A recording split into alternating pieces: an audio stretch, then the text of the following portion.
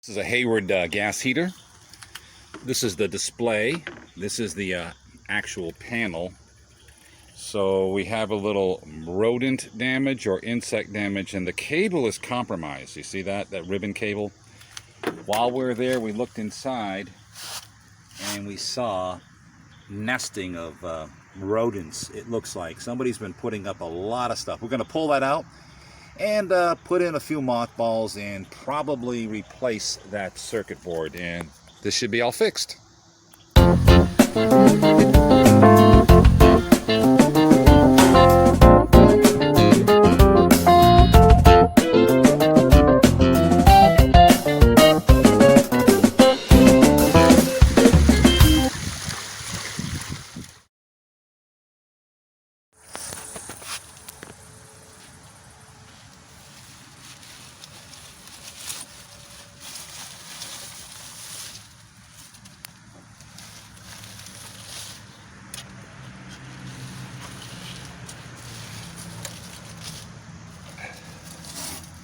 Nasty little boogers, huh?